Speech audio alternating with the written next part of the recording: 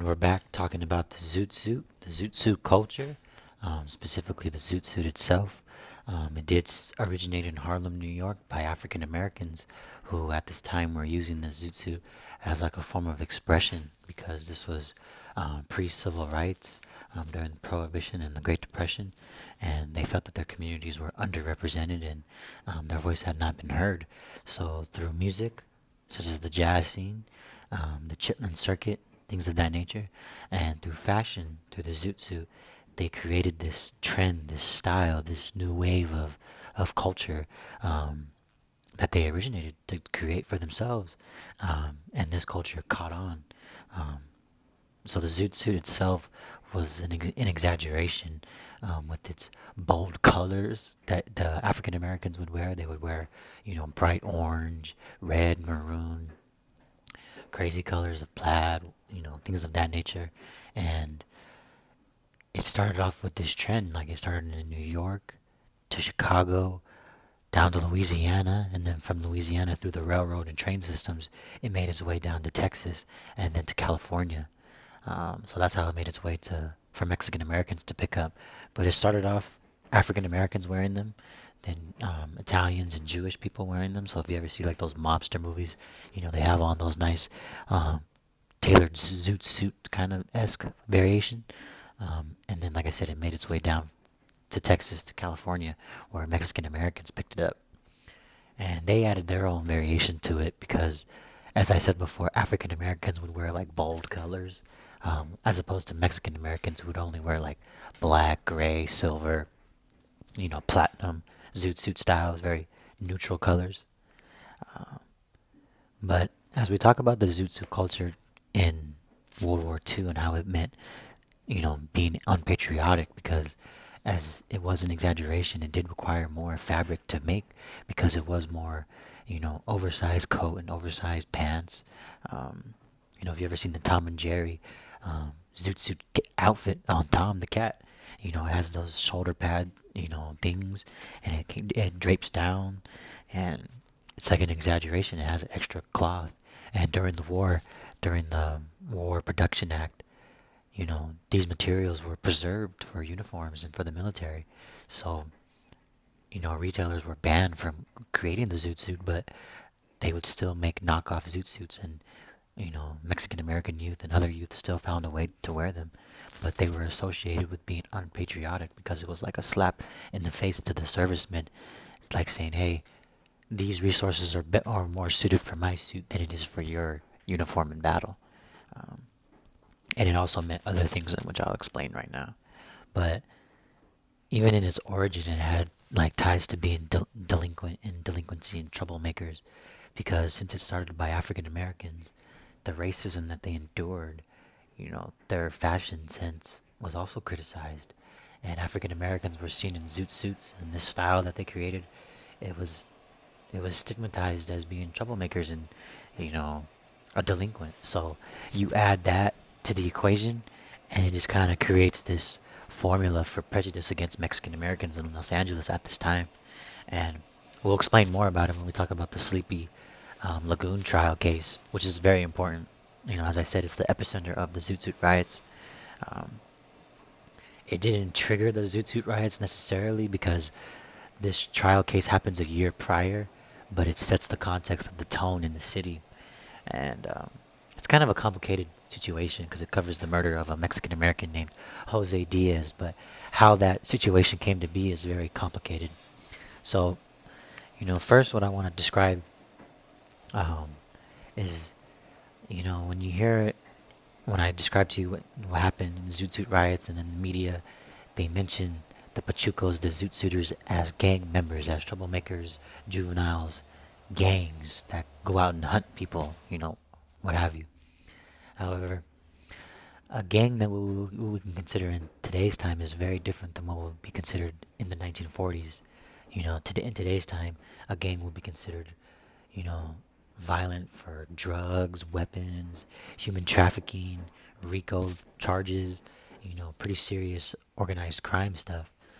But gangs back in the 1940s was neighborhood kids from a certain area of the barrio. You had certain kids from one street in one neighborhood and then you had other kids from another neighborhood. So in this context of the Sleepy Lagoon trial case, we have the Downey Boys, which is a one gang, quote unquote, group of kids from one neighborhood in Downey, which consisted of European, Russians, and Romanians, working class whites. And then you had the 38th Street Boys, which is a neighborhood in Los Angeles, primarily of Mexican Americans. So those are the two groups, right? And we have a couple of players in this scenario. We have Jose Diaz, who's murdered, and then we have a couple other Mexican Americans who I want to name. One of them being Henry Rivas from 38th Street. He's not necessarily the leader of the gang, but he's just from that neighborhood. And he's out on the town with this lady in his zoot suit, ready to go out on the town, ready to probably go dancing, um, downtown in the local area to be seen in public. And he is jumped by some Downey boys in front of his girl, and his girl is attacked, right? So you have a group of Downey boys jumping Henry Rivas, who is from 38th Street, right? Fight breaks out, and people run away or whatever, and Henry Rivas gathers himself, and then he has to gather up his friends from 38th Street to try to go find who jumped him in front of his girl. So that's what's going on in the night of August 2nd, 1942. So boom, Henry Rivas is jumped.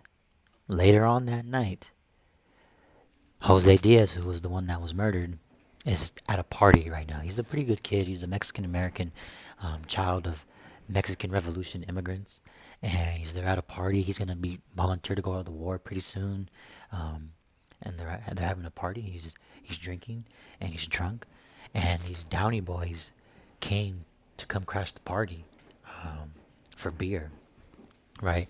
So Jose Diaz and his party at the house in the Sleepy Lagoon area fought off the Downey boys to get out. Like, you can't crash this party. Get out of here. And they fought with them. Um, and then the Downey boys left. Right. So boom. You had the Henry Rivas getting jumped by the Downey boys.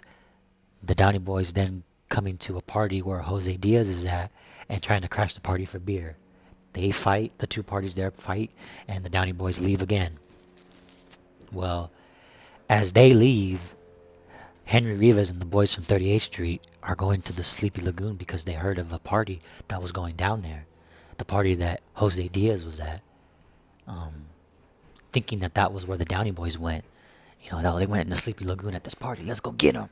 So as Henry Rivas and the 38th Street boys are coming to Sleepy Lagoon to where the party was at, Jose Diaz and his group think that Henry Rivas and the 38th Street boys are the Downey boys again, trying to come back for revenge.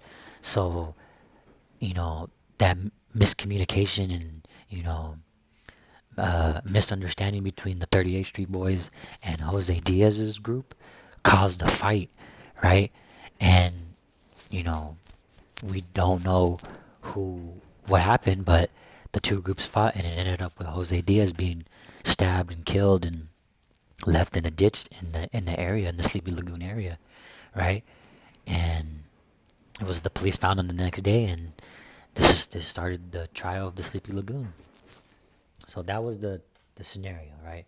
Jose Diaz got killed, misunderstanding between these two groups in the barrio, Downey Boys, 38th Street, and now we have a murder in Los Angeles. Well, as I mentioned before in the other video, how there's like this anxiety in the city about the youth. The youth are troublemakers. They're zoot suiters. They're delinquents. They're anti-war. They're causing trouble. Because what would be common complaints about the Pachucos, the zoot suiters, is that like it's a group of second generation Mexican Americans who weren't assimilated into American culture, the wartime culture of that time, fighting at home with their parents, getting kicked out of the house, and into the street. And when you're in the street at that time, it was just all about being seen in the public square, being out near the restaurants, businesses, local, water quarries and bars, clubs, and mixed with that zoot suit culture, fashion, jazz scene.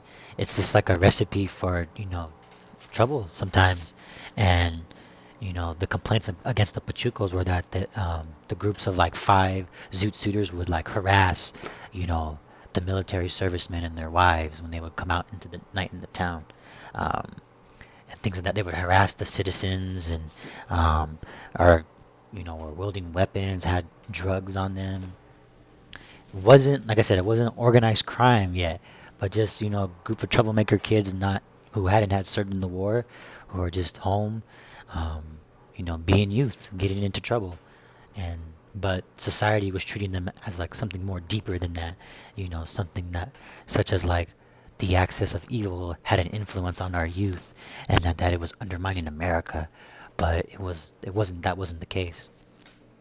So you know white America is looking to end these Zoot suitors, and this culture, but unfortunately, the racism in segregated California and Los Angeles kind of shifted the Zoot suit culture and the delinquency stigma primarily on Mexican Americans, because where a lot of the violence was happening was in the Chavez Ravine area, which is a very important neighborhood, have we learned in class, of the 500 mainly Mexican American people who lived in this village of what was then Dodger Stadium, in like a self-sustaining, low quality, town.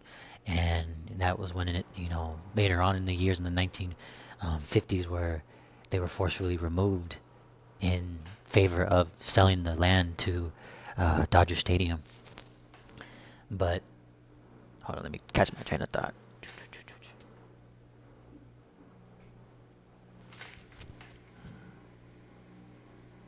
Sorry, there's a whole lot going on. So yeah, white America wants to, yeah, because it's in the Chavez Ravine, and you know during the war they put like a training facility near the Chavez Ravine, like literally like near it, in its vicinity of this Mexican American town, and this was segregated, California, America at the time.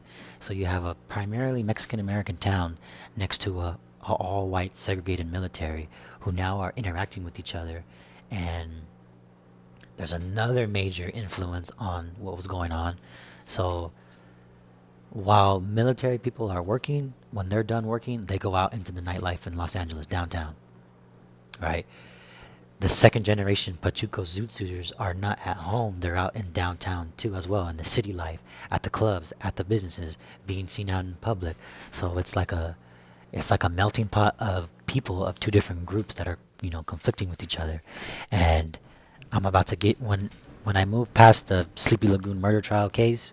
We'll talk about the violence between the two groups, Mexican Americans and Navy servicemen, specifically on what was going on during that time. But like as I was saying, it primarily got focused on Mexican Americans being the one that were the troublemakers and the Zoot suitors, and you know they ended up, when Jose Diaz got murdered, it was like the last straw of these troublemakers of the delinquency. So they hired this new judge named his name was Judge Charles Frick, who came in with the sole intention of getting Mexican American youth under control by any means necessary, and he did this very unjustly in the legal system by not giving them a fair trial. You know, these boys who put in emphasis in their outfits, in their zoot suits, in their appearance, are now being unable to meet with their lawyers to have proper counsel. They were basically, when the Jose Diaz got murdered, the police and the DA and the prosecution, they agreed that, look, we got to end this violence with these Mexican Americans. We're gonna round them all up. If you're Mexican and you look like you are part of the situation, we're gonna round you up and throw you in jail and put you to trial.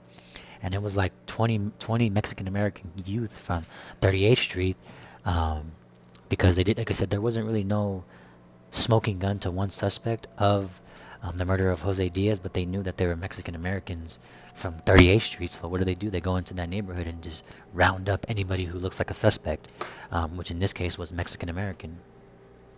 And they were not given a fair trial. They, instead of being like one on one with their lawyer, right next to their lawyer, the judge Charles Frick put them all together and made them unable to communicate with their lawyer, which made things extremely unfair and unjust. Second, he wouldn't let them, get haircuts, take showers, get clean, change their clothes, all in the point to try to like emphasize that their appearance was important to why they're violent. And that's like extremely unfair. That's not a fair trial. That's prejudice and, um, injustice against Mexican Americans in the legal system. And they really had it. They really had it for Mexican Americans. They really wanted to prove a point. The sheriff involved with this case had a huge, prejudice against Mexican Americans, and he had a certain drive for this. Specifically, this is what he said.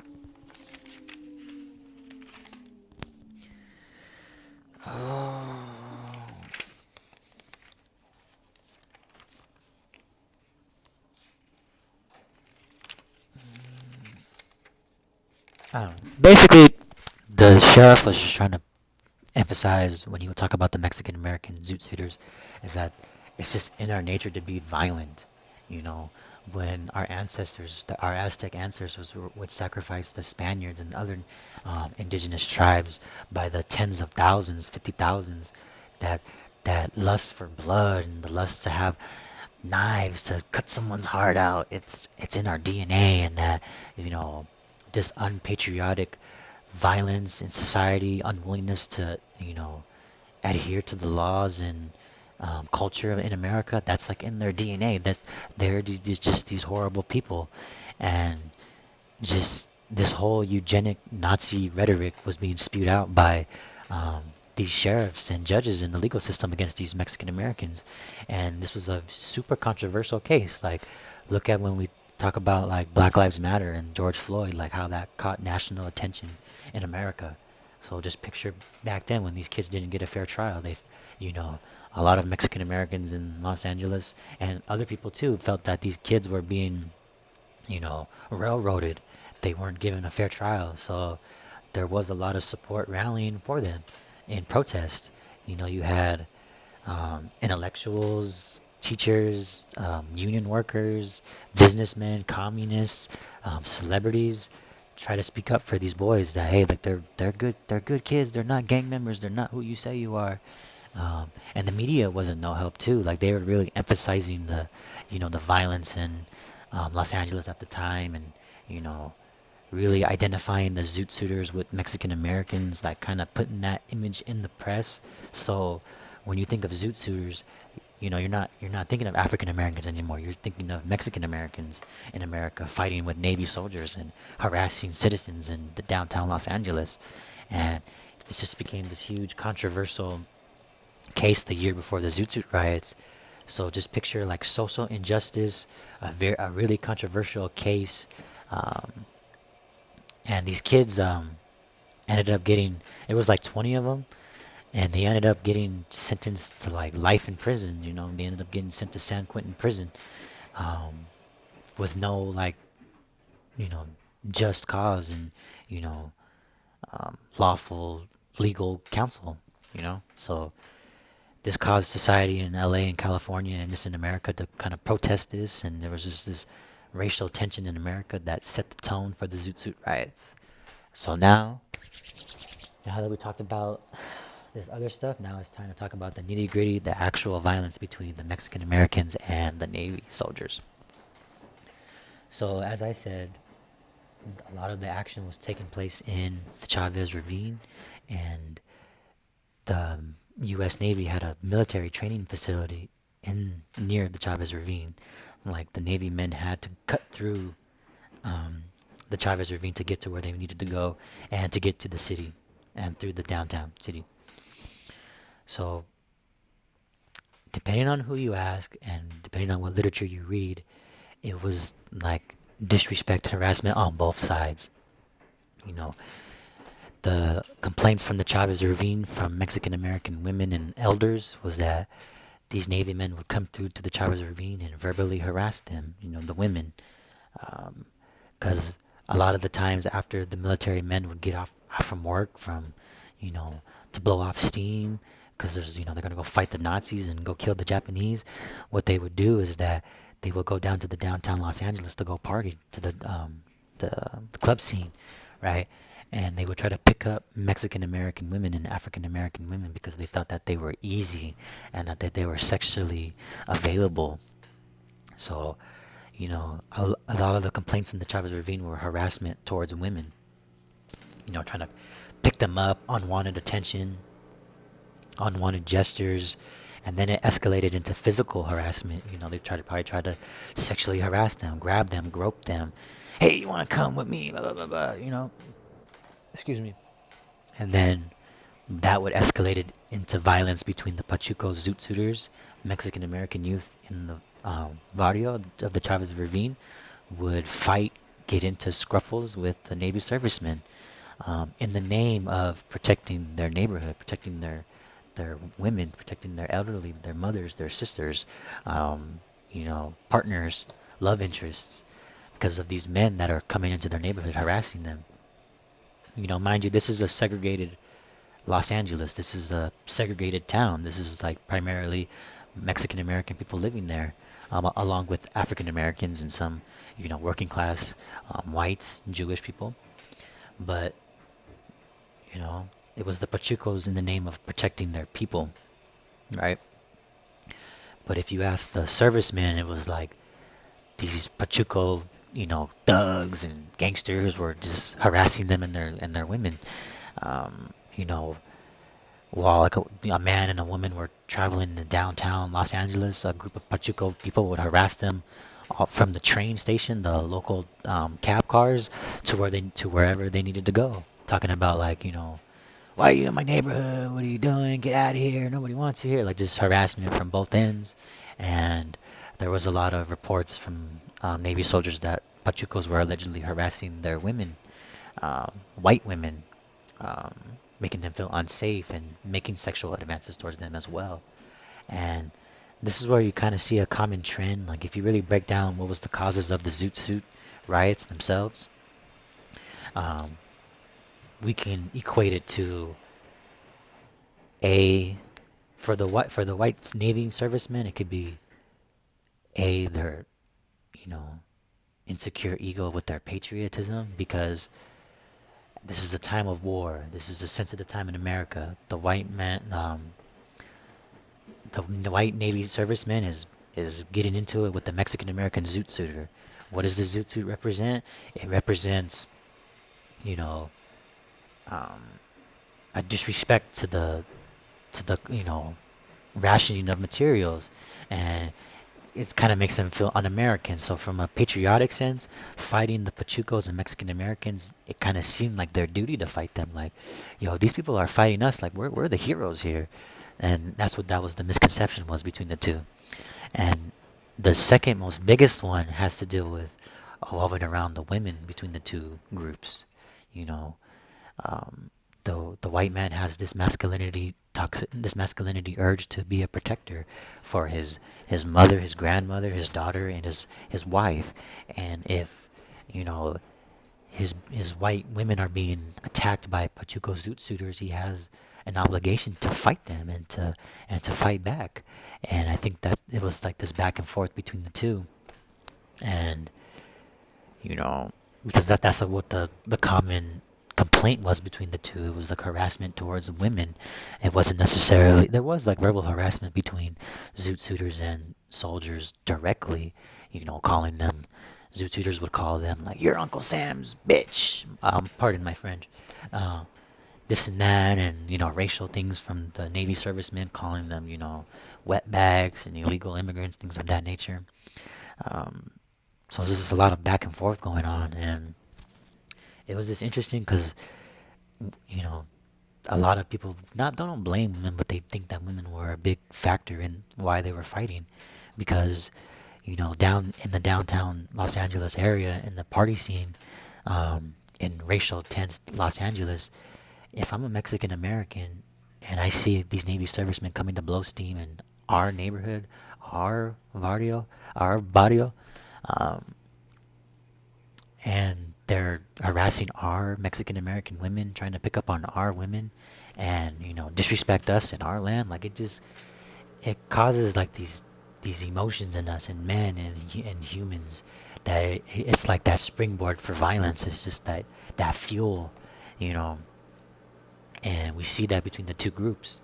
One is the Pachucos protecting their neighborhoods from invading Navy servicemen, and then the other you have Navy servicemen having the need to feel that they have to protect not only their women and their femininity, but also just to be a patriot in America, because um, the difference between the two groups is that you have a military group of equipped, fully trained military trained fighters, and then you have just neighborhood kids from the barrio that just are just in the counterculture, you know, generation. They're not killers, they're not organized crime. That hasn't happened yet, and you can tell like one has weapons and then one has like rocks and chains. Like just the difference between the two, um, and their like capabilities and fighting each other. It's like it's completely unbalanced, right? If a group of Zoot Suiters wanted to gang up on some Navy servicemen, they had to do it in like groups, groups of like 5 to 10 and gang up on them, and things of that nature. And I think another reason why Navy servicemen were fighting Mexican Americans is that they thought that this type of tactic was like unmanly and un-American, but because the Japanese were fighting in that way too, like sneak attacks, ambushes, um, counterculture to society. Like it was things that were kind of going on with the enemy that it just adds that flame for Navy servicemen to want to fight, Pachucos. And let me look at my notes and see if I'm missing anything. Mm, so yeah, this is the reason why they had to protect they're just protecting their people from the Navy servicemen, the Zoot Suiters. And if we look at why that is, we look at like when the Spanish colonized the Americas, when they would try to, convert the natives, and they wouldn't. What would be a tactic that these um, Spanish friars would do? That they would rape the women in order to get the men to convert. They would forcefully do that to, exert their power over these indigenous people, and that fear resonates through generations. And it's like that, you know, it happened then, and it kind of happens now, where a group of an oppressor, the white military serviceman, is going out into these neighborhoods of primarily a certain group and seeking out people, seeking out the women, and it just kind of triggers that trauma in our history. And I thought that that was very interesting as well. So let's see, what else do we have here? Mm, so yeah, from the time of the Sleepy Lagoon trial and all these violence that was going on between the Zoot Suiters and the Navy servicemen, it was like stirring up. It was building up. Like fights between the Navy servicemen and the Zoot Suiters was common and happening more often. Or more racial tension between law enforcement and other people in the community were growing. Things weren't looking good in 1943, and in June, it really popped off for the Zoot Suit riots.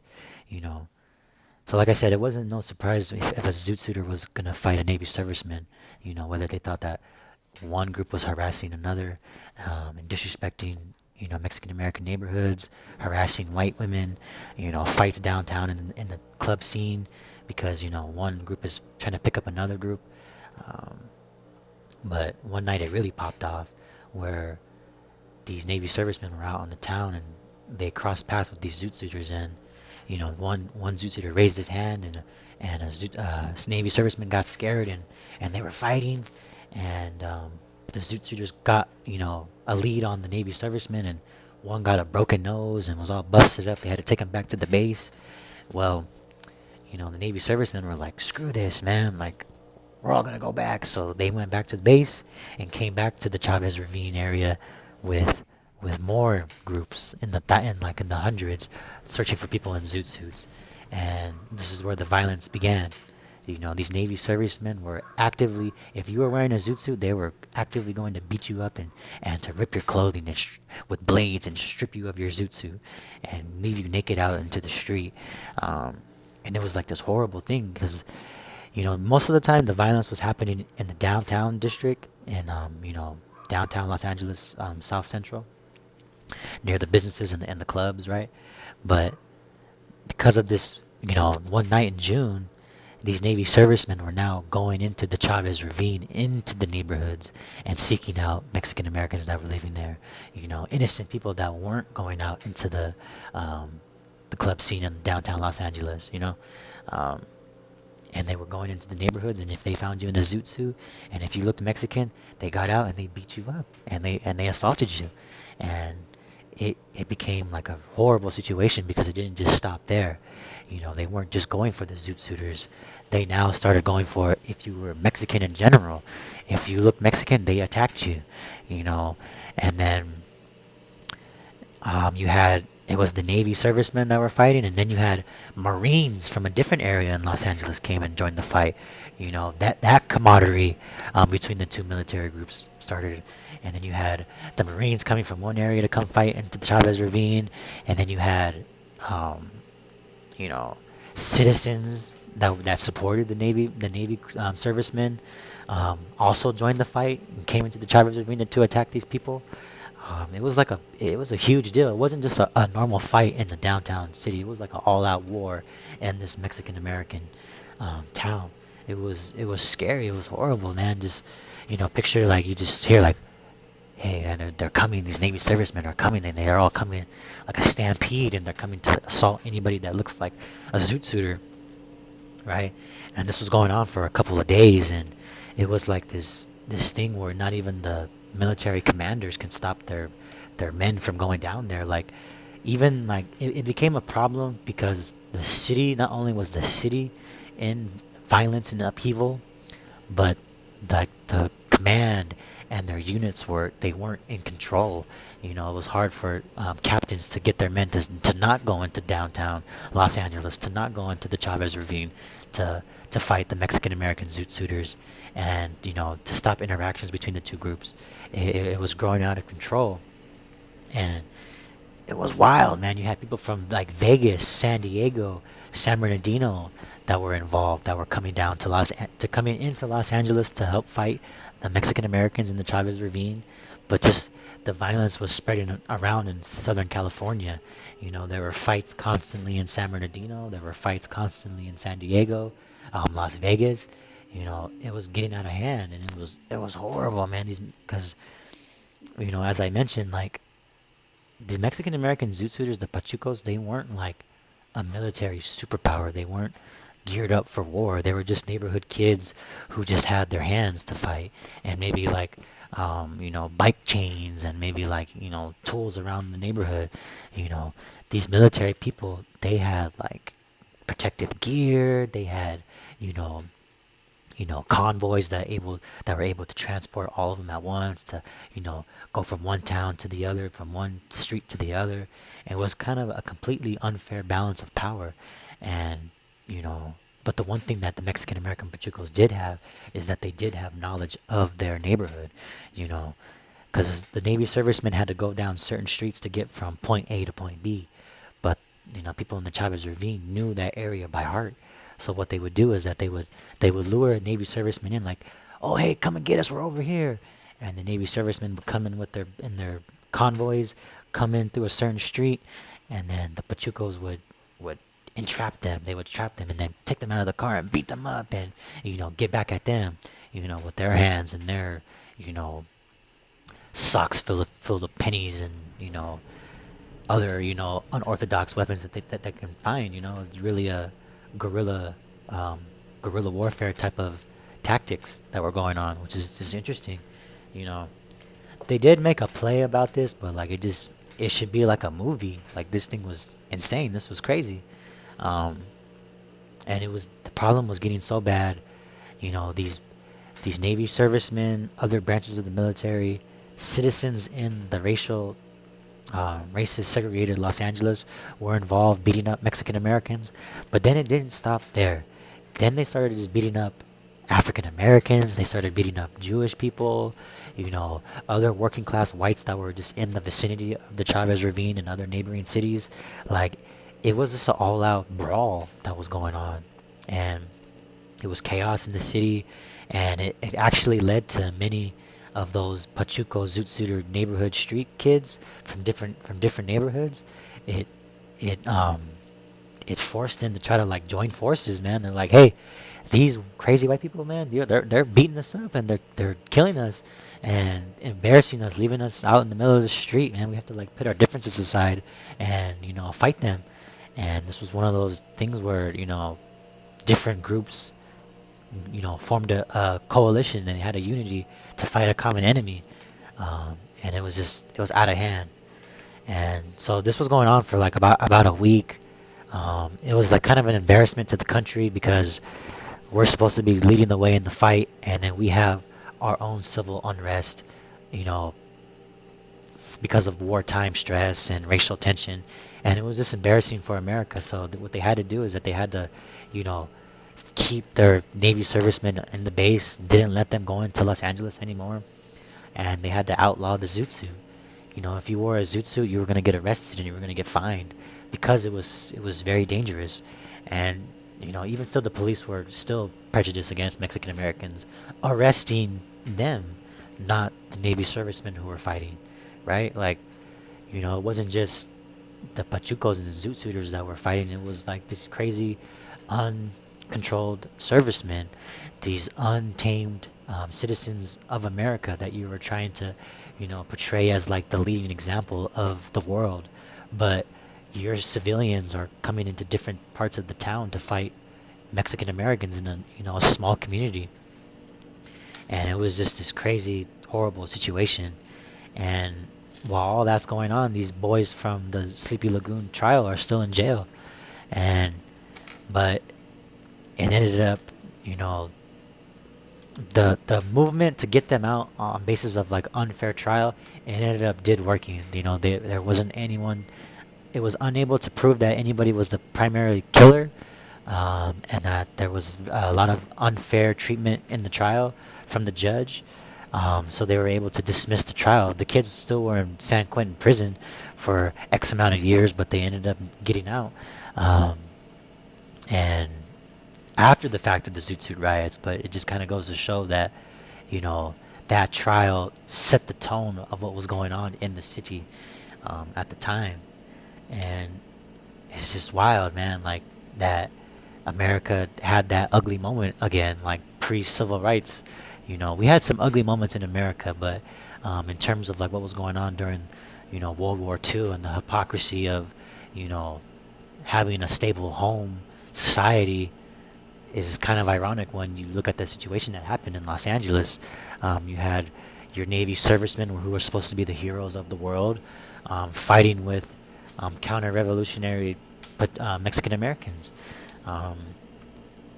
over a piece of clothing and wartime stresses and other animosities from racial tensions, and then also because of the conflict between their women. And and that's just another crazy thing that it's always somehow it ties to it always involves like a woman, not blaming them, but it's just women can invoke strong emotions out of men, and those emotions men can't control, and it end up leading them to fight. And because there were some, I'm sure, Mexican American and African American women who were you know engaging with Navy servicemen because they did find them attractive, and they had fun, what have you, consensual, I hope. But there were also reports of harassment, rape, and sexual assault between these two groups. So there was, this unavoidable conflict between the two groups involving their women, white women and Mexican American women. And even the white women too were instigating. They weren't as innocent in the situation as they may make it out to seem. After a Navy serviceman would attack a Pachuco and rip his zoot suit and rip him out of it, the white woman in question will go up to the article, the leftover piece of clothing, and put it on, and be like, "I'm a Pachuco, I'm a Pachuco." It was like a game to them. It was a trend to them. They thought that this was funny, not knowing that like a 13-year-old kid just got brutally attacked and hospitalized for just wearing that zoot suit, and this was just an ugly moment in Mexican American and American history during the war because we had a lot of people, Mexican Americans, fight in the war in the Philippines, right, and died in the war. And what did they come home to? They come home to this, you know. And that was another point on why they wanted to wear the zoot suit, not only because it was hip, it was trendy, but because it like kind of had that message to it, like, look at how we're being treated at home, man. Like, there's a bigger fight at home, man, and I'm not gonna be a part of this, national mentality of we're all hands on deck when we're not even getting treated fairly here.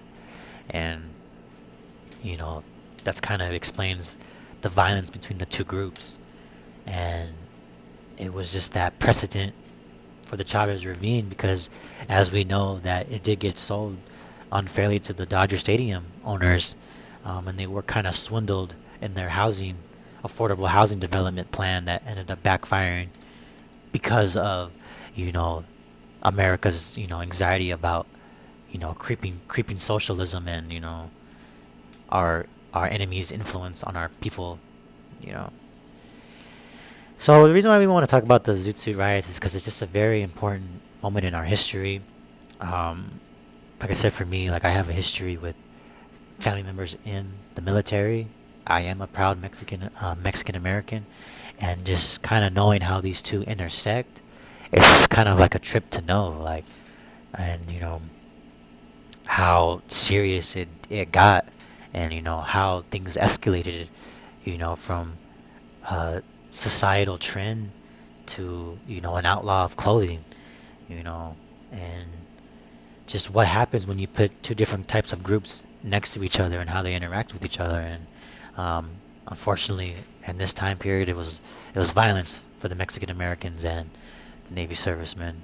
But this is like something that I think America doesn't want to talk about. We only want to talk about America's wins, um, shining moments, but we never really want to talk about America's ugly moments and dark moments, especially when it comes to like our military.